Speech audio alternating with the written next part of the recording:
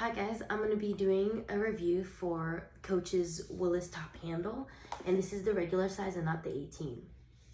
So here's a side view on the back, another side view, and the bottom. I'm going to go ahead and go with the cons and then tell you about the pros of the bag, and then I'll tell you what I think about it overall. So one of the things that could be a con for most people in the bag world is that there's no metal feet at the bottom. But if you look at this bag, there are edges that jut out. So putting metal feet at the bottom would mean that the metal feet would have to jut out so much more, and that would just be too awkward. And so the crossbody strap, I would say it's a little too long. It's basically the same length as the 18 size, which is a smaller bag. And that's no problem because of the fact that it's a smaller bag. So even though the strap is long, it's easy for you to reach into the bag.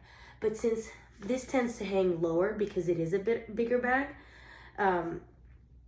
even on me on the shortest adjustment, I have long arms and I can only touch the tip of my fingers if this bag was just on my shoulder. The good thing is if I do put it on crossbody on the shortest length as well, I can reach into the bag, but it kind of bothers me just slightly when it's just on my shoulder.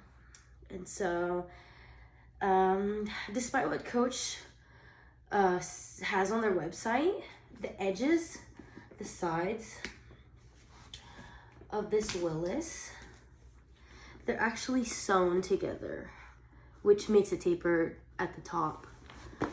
See what I mean? These two edges, they're sewn, which means that there's gonna be less room inside the bag, only because you don't want to stretch it and overstuff it and put stress in those points, because obviously over time, depending on how much stress you put in there, it could break.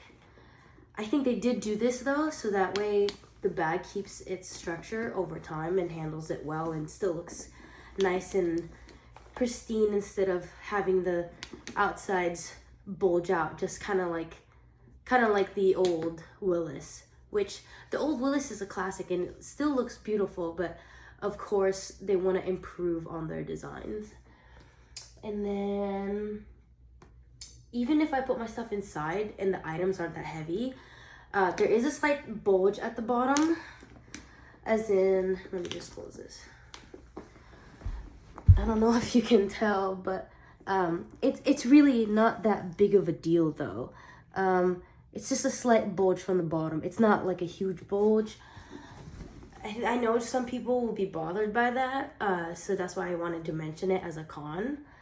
The only thing that I have in here is, like, this is the biggest thing. An A6 Giglio Punto. It's basically, that's just what the leather cover is called. Giglio is the brand, Punto is the model, and A6 is the size. And I have an A6 Stalogy inside it, and I use it as a bullet journal. And then I also have my Under Armour mask, along with hand lotion, chapstick, and my keys. And then I also have my card holder and a little coin pouch.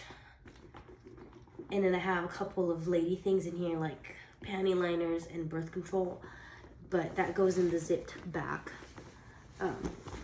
over here. And it's very slim, so it's really not a heavy bag, or at least the contents inside it aren't that heavy, and even then the bottom bulges a little, but it's really not that big of a deal.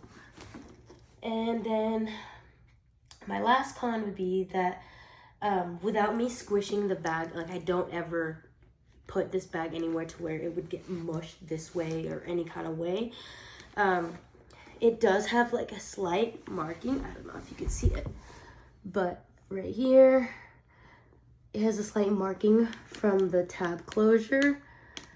That's just because it's gloved hand leather, and gloved hand leather, that's just one of its characteristics. It's delicate, but it's not. So it can scruff and it can get scratched, but that's just what makes the bag unique over time because of that type of leather. And honestly, even if I go like this, it's not like easily scratched, but if you're gonna put a lot of pressure into it, obviously it will scratch. So let's go for the pros. It's definitely a fashionable design and it's very classic. It's something that everybody needs in their little collection. I think it's a staple bag, just like the Ergo 33 and the smaller Ergo. It's really light and fun to carry, especially on the top handles. I do this and carry it like that ton of time. And then it's effortless to open and close. It's easy to get in and out of this bag. The inside is lined with leather. I do know that previous models have been lined with cloth. I think leather is just much better because it is durable. Also, the edges are finished with leather instead of glaze, which I know could crack over time, and that is and was an issue with the Cassie crossbodies. The crossbody strap is thick. I do love that. I've never overstuffed this bag, but I have put a lot of items in this before to where it has some pretty good weight, and the straps just distribute the weight and it doesn't dig into your shoulders. It's not too small or too large. You could definitely carry a lot in this bag. It's pretty resistant.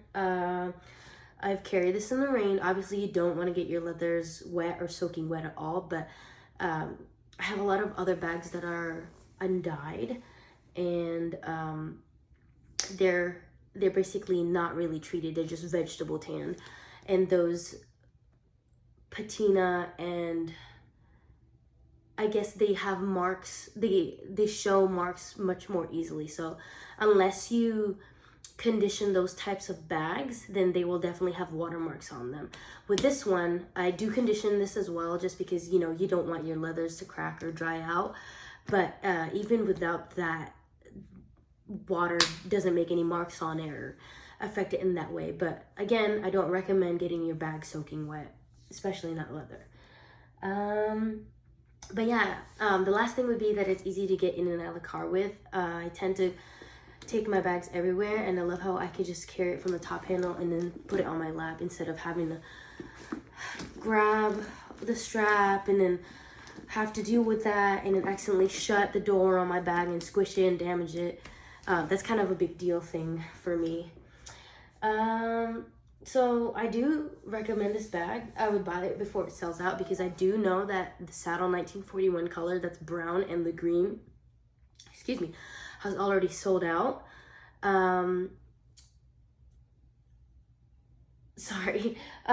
there are cons and a little bit of flaws, just like maybe the feet not being there. Yeah, see, it's hard to find the cons. Oh yeah, the straps being a little too long, which I will show you guys mod shots. It's really not that big of a deal, all those flaws, and it's just some of the stuff that a coach can improve on in future designs to help make this closer to being the perfect bag.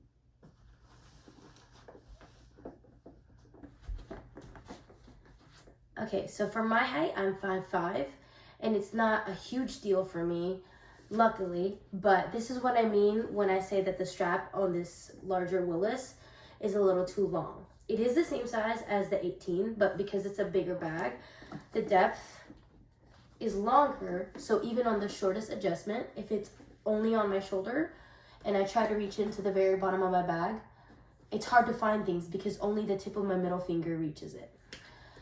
It is easy to reach the bottom if I put it crossbody, but I wish Coach would just add about 3 to 4 holes to fix this problem, especially for anyone who's shorter. I think they would really appreciate that. So thank you guys for taking your time to watch my bag review, and let me know what you guys think yourselves about the Willis in the comments below.